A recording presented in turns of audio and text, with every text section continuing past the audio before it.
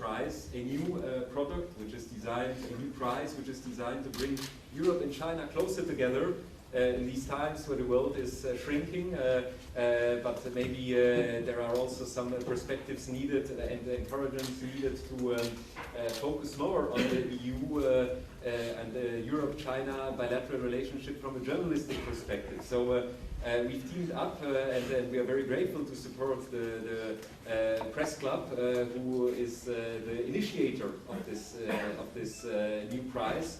And we have also the founding member Maria Laura Franciosi here with us, who will give us a bit of a short introduction about this prize. Maria Laura, if you could come up, please. Thank you very much.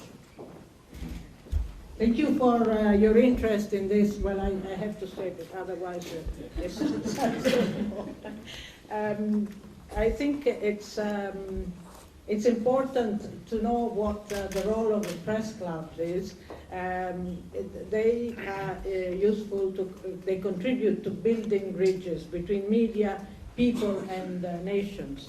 And this is why the Press Club Brussels Europe, it was created 9 years ago in Brussels, is as part of a 2-year presidency of the International Association of Press Clubs. So we started last year and we'll finish next year, is launching a series of journalism awards. One of them is, in fact, the Europe-China Award, with the aim of celebrating the constructive relations between Europe and its economic and cultural partners. China plays a pivotal role nowadays, more than ever, as a global and complementary partner in this strategy. What we as citizens of Europe want to avoid is turning a blind eye to this bedrock of civilization, the respect of human rights. This is the bedrock of civilization I was meaning. In Europe, this is embodied in the European Convention of Human Rights. The role of journalists is to defend it. And this is clear to all those in this profession. We, as International Association of Press Clubs, only want to help journalists wherever they are to stick to these principles and live by them, reporting facts, not the wish of the prince. Journalists are like unturned stones. When you push them, the hidden rot becomes apparent.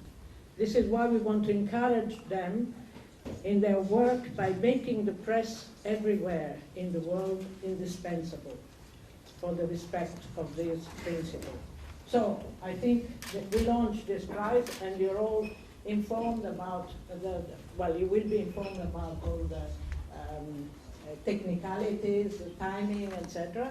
But it is important that you know that there is one more reason for appreciating the work of the press. This is a difficult moment for the press in everywhere in the world. In fact, it's more difficult than in the past few years. So I think journalists should help try to overcome this difficult moment. So at least with this little help, we hope to create a more harmonious atmosphere in the world for the press. Thank you. Thank you very much, Maria Laura. And needless to say that Huawei is proud to be able to support this initiative. Maybe if I could ask the executive director of the press club, Laurent Brihal, and Abraham Liu, the chief representative of Huawei to the European institutions, just to make a symbolic handshake for the cameras, to underline the importance that at least we attach to this, as building bridges might be more difficult than erasing them, but it is always very, very important to look ahead and to forge what unites people and not what divides them. Voilà. Thank you very much, both of you. And then with this, I think we come now to our next point in the program of this Digital Debate, which is keynote remarks by Abraham Liu, who is the Huawei chief representative here to the European institutions. So Abraham, if you could take the podium, please, and give us your remarks about 5G, the European way.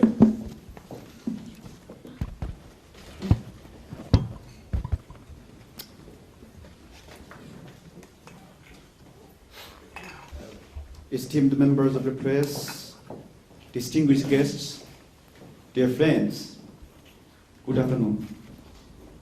Welcome to this, our third digital or lunchtime debate. I would like to thank our partner, TPIC, for the relaunch of the Huawei.eu website that Maha just presented to us. Huawei has been in the news these last few days, and I'm sure all of you have been following the developments and the media reports. Those among us who cherish the rule of law should be worried. You believe in the free market, in the respect of mutually agreed rules, and the principle of non-discrimination. Should you be alarmed with the behavior of the US administration against Huawei? What has happened to the sacrosanct presumption of innocence?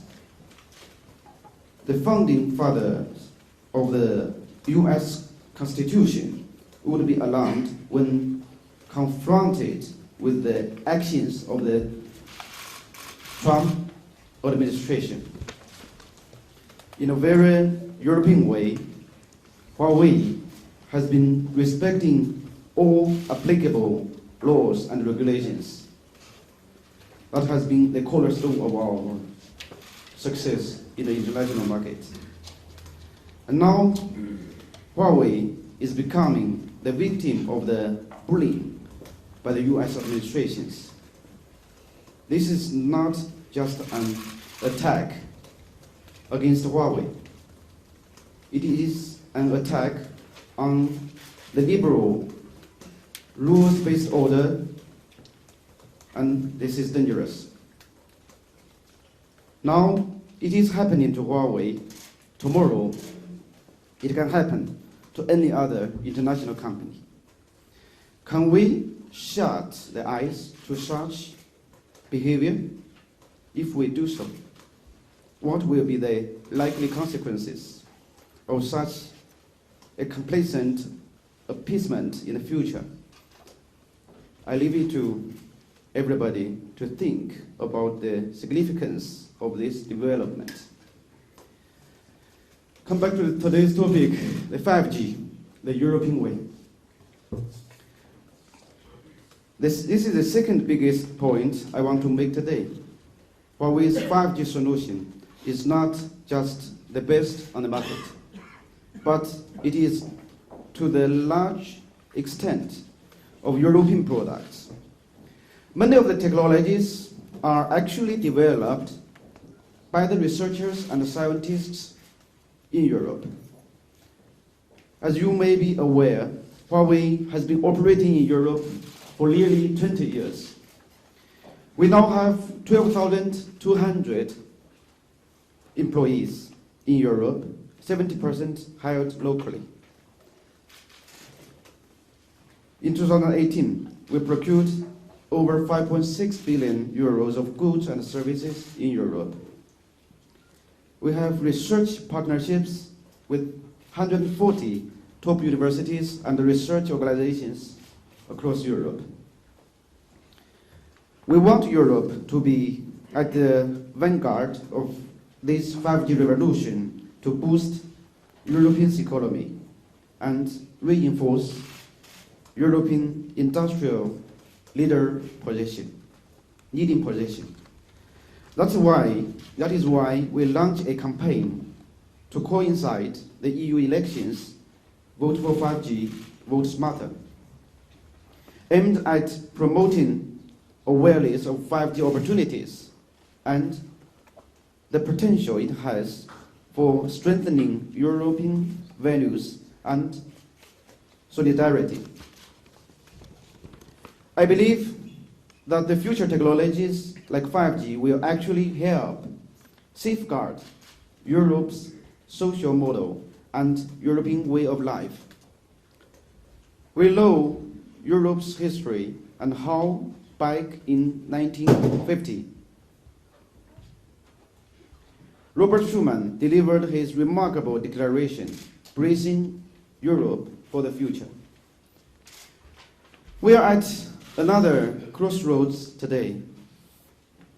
Now, nearly 70 years later, where the new technologies will bring tremendous changes to the societies and the future. Back in 1950, Europe lays in ruins. After the devastations and the tragedy of the Second World War, the old continent needed to reinvent itself and launch a new model through which its best values, including freedom, courage, solidarity, could flourish once more. The revolutionary Schuman Declaration paved the way for what has later become the European Union, a 28-nation economy and cultural powerhouse which continues to inspire the entire world. When Schuman delivered his declaration in May 1950, his proposals to pull coal and steel production and thereby make war between the European states materially impossible seemed illusory to many, and yet Schuman's vision was the beginning of an incredible success story.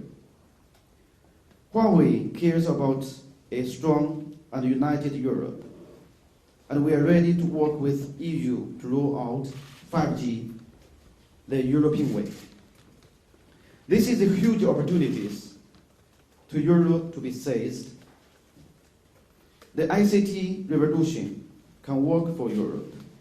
The continent is looking to reinvent itself.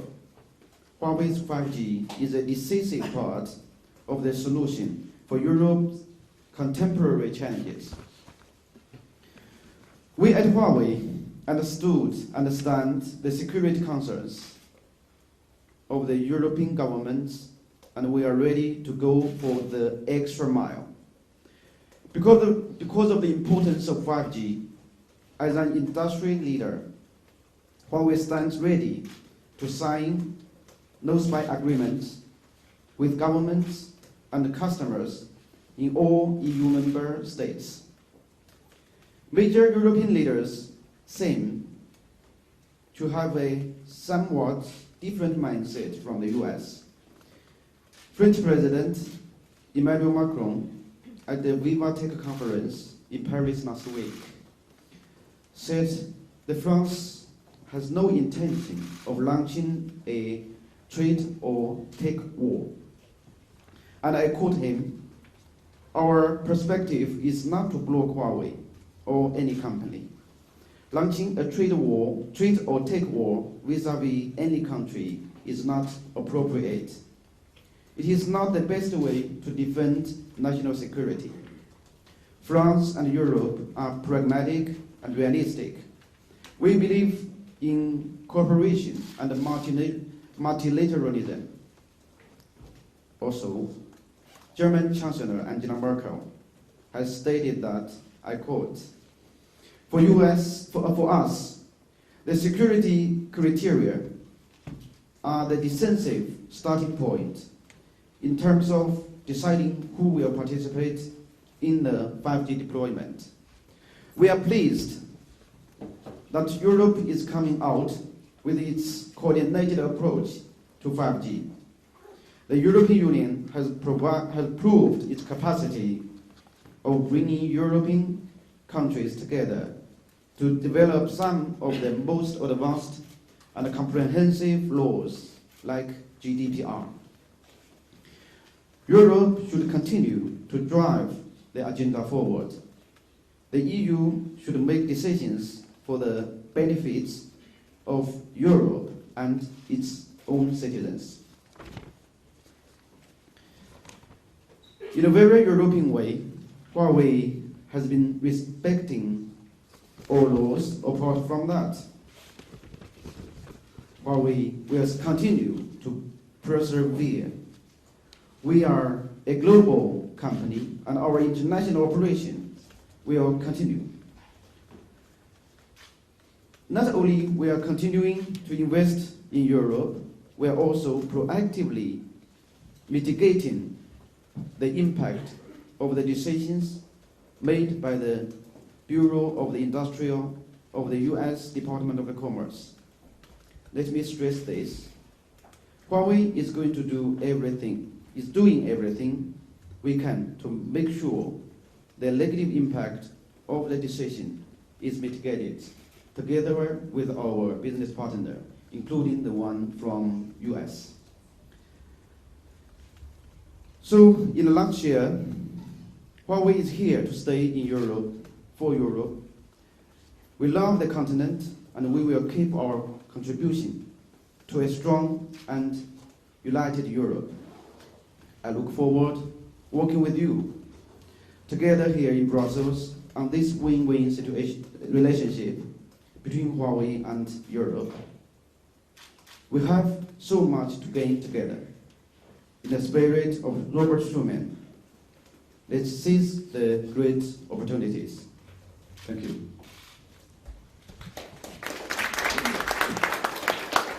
Thank you very much, Abraham. Before we move to questions and answers, just one information. We have issued a press release as the speech was happening. This press release will also be on the new Huawei EU website very, very shortly, if not already the case.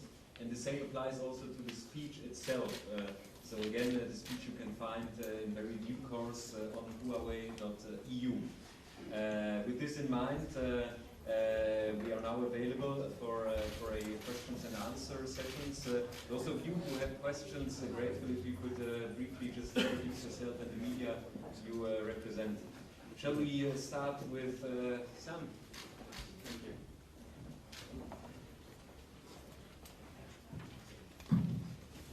Thanks, Jacob. Samuel Stolzen, you're active. It's no secret that representatives from the US government are in constant dialogue with many journalists here in Brussels. How do you respond to the pressure that the Trump administration are imposing on the European market? And I've also got another question, if you don't mind. Have you been speaking with any of the US tech giants, such as Google, since the restrictions were announced? I start from a second question. Yes, I think the collaboration between Huawei and Google, it was a win-win relationship. It was a long-term, since long time ago. And with what's happening, our discussion between Huawei's team and Google's team was ongoing, because there was the existing business contract or relationship between Huawei and Google. On the other side, the political instruction or the forces interfered. There's no ordinary business. So it's not only Huawei's challenge, it's also Google's challenge. It's a shared challenge for the business, because we are actually the body of the market economy. So this kind of challenges, as I mentioned earlier, is not only about Huawei. It's about industry. It's about all the business. It's today's Huawei, and I noticed that nowadays the vehicle, either it's from Volkswagen or it's from BMW or from Toyota, becomes also the national security. So these kind of excuses may be used anytime, anywhere, soon to anyone. So this is a common challenge, as I mentioned. So your first question about the US pressure to our European stakeholders, I think it's new. It's tremendous. It's unprecedented for us. I have never seen this before. We are a purely private company. We are employee-owned company, and we fully comply the international law, the EU law, and wherever we operate. We believed that this was our operation cornerstone, and it can support our continuous success. But this kind of, as I mentioned, the challenge from the current US administration, by lobbying the government or our customer themselves in Europe is unprecedented. But I firmly believe our stakeholders in Europe and our customers in Europe, they are going to make their independent decision. They have their own value judgment. Thank you. Natalia Jones here from Bloomberg. I just had a follow-up on that question about Google. I wondered if you could be a bit more specific. I mean, how do you expect this move by Google to cut off access to Android mobile operating system and apps to impact Huawei's sales outside China and in Europe in particular? Since the discussion between Huawei and Google is still ongoing, I'm afraid I will not be able to bring very detailed information. From the public information I have, as you can get the same, like what I have is the existing users, I mean the existing models, products, which is already in the market. It seems that there is no major impact. The future one, I think both teams are still working together to figure out what to do. Michael Peel, Financial Times. To follow up on the European angle of this, as you say, Europe has in some ways taken a more pragmatic attitude so far, but of course history shows us that when the US starts getting tough and US companies start doing the kind of things that Google are doing, the Europeans generally fall into line. Do you think that's what's going to happen again? I was reminded by many media reports that there is a kind of methodology they call extreme pressure from the U.S. way of handling either the international trade war towards Huawei company. I think this is kind of extreme pressure moment, and to be honest to you, you should ask the White House or the U.S. government what will be the next step for from their side. But Huawei, after what happened last week, we have assured, and we are busy and also talking to our customer, which is the telco operator. We are very confident that the major solution, like 5G, like the core network or the optic fiber, the major solution for the next generation ICT infrastructure is still there and is still fully available from Huawei. So our support will be even stronger. There was a saying that the great success with the great big enemy. I think the Huawei nowadays we are more than ever united to support, in order to support our customer, to as a feedback to the trust they have put on us, and we are happy to share with you our 5G will not only be available, and we are still going to keep the leadership for a long period of time compared to other competitors. James, I'm just pass the mic like that. Sorry. Hello, Abraham. It's James Chris from the Daily Telegraph. In Europe, Chinese companies have had quite a long history of anti-dumping measures placed against them. For example, on solar panels, on steel products. You're probably aware that British Steel looks like it's about to go into administration today.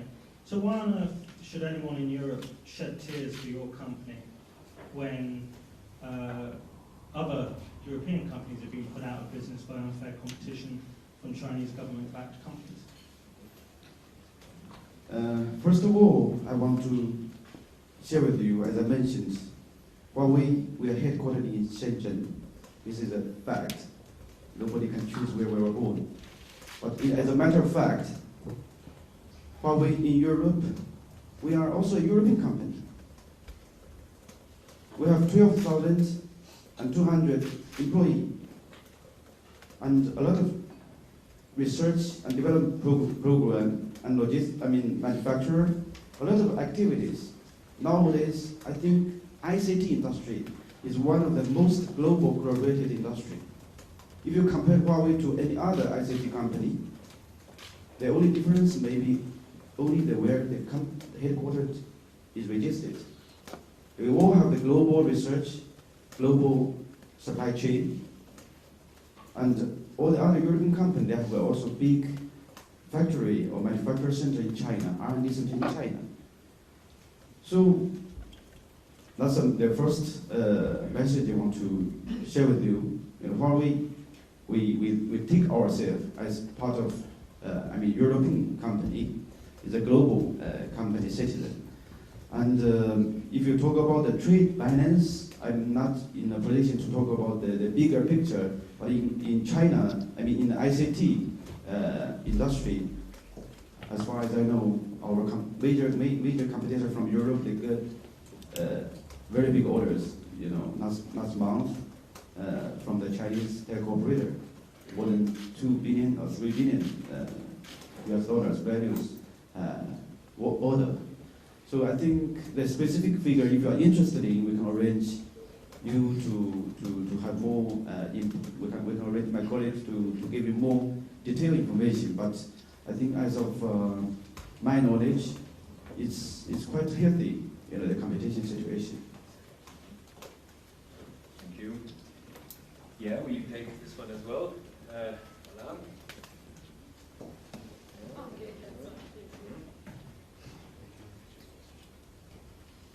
Thank you. Emma Vicker with the Wall Street Journal. One question I had is, you mentioned that what's happening with the US and the policies are unprecedented. Can you withstand the pressure that has been mounting over the months and led to this executive order in the long run? And are you already seeing any impact of this? And separately, if I may, Huawei prepared for this scenario for a long time, developing its own platform. Is it ready to launch now? And what will you do if this executive order stays for your devices going into the future? Will you delay the launch of the P40? And lastly, if I may, are you some European companies like Infineon are saying that they're stopping shipments of US-made components because of the executive order? Are you seeing this as a broader problem from your European cooperation and business groups? Thank you. We can recall back to 10, 15 years ago, when Huawei was not as big as we are today. Since many years ago, we were working with more than 10 different US consulting companies. One of them they called IBM. They have been working with us for many, many years, and with hundreds of consultants working with us in many aspects, R&D, supply chain, financial, and so on. And one word we learned from them is business continuity management by then. So thanks to the services they have provided to us, we have started our business continuity management long time ago. As a result from those continuous efforts and investment, when we are now in such an extreme situation, we will be able to safeguard the possibility of provide our customer the continuous support. Of course, there might be some minor impact from some components or parts, but I can assure you again that the main solutions or the leading solutions, the advanced solutions, has been safeguarded by our own, you can call it a backup plan or business continuity management. Thank you. Sorry, on product rollout, are you planning any delays to the timetable for the P40? For the 5G, there's no delay. We are fully loaded, and we have even for the existing network, we have the enough stock of the how do you call it? the backups, for those kind of spare parts. We have enough stock to support our network, and for 5G, we have the full capability of supporting our current contract and also the more to come. Okay, Catherine, you had a question? Catherine Fuel, EU reporter. You said that you don't know what will be the consequences of this approach of the US. You spoke about the free market and how to support it. But could one of the consequences be that China would open its markets a bit more to players like Google, like Facebook, like Instagram, and give them greater access to that market? Thank you, Catherine. Every year, or last year, our procurement to US market is $11 billion US. So as a matter of consequences, this $11 billion have to go somewhere. Either in Europe or Japan or Huawei's own chipsets, we will be able to share with you maybe next year. And regarding the operating system, we are still busy on talking with Google, working together with the Google team to work out the possible way. And of course, if the extreme situation, if the availability of this Google system is not any longer there, anymore there to billions of people,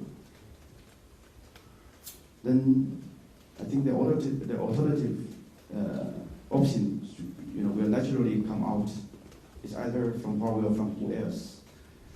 And in Europe, as a matter of result, I'm not blaming Google, as a matter of result, Europe consumers, hundreds of millions of consumers, they may lose the option of choose the second biggest Android-based smartphone provider, apart from the leading features of our new smartphones.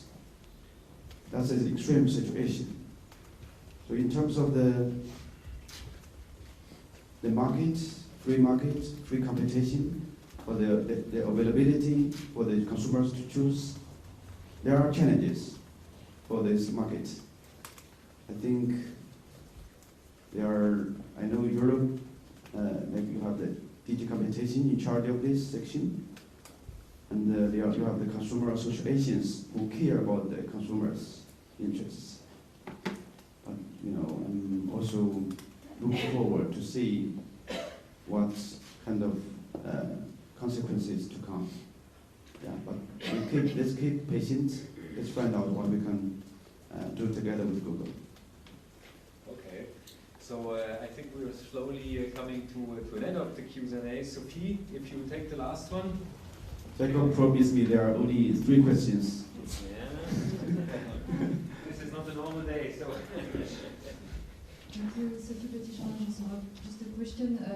How realistic is the scenario that Huawei develop its own operating system within a very short time, allowing European consumers to get access to applications and so on? Thank you. This is a very technical question, about the OS itself. I know it's the Huawei. We do have, I think Richard Yu, the CEO of Huawei Consumer BG, he has mentioned once in front of the media that we have been working on our own OS system, from quite a time ago, numbers of, years or months ago. They have been working on this, and I don't have the latest information about this, the availability, of this OS, or the time to market, the timing. I don't have it now in my hand. As soon as I have it, I'd like to share with you. Okay, so thank you very much for the questions and answers.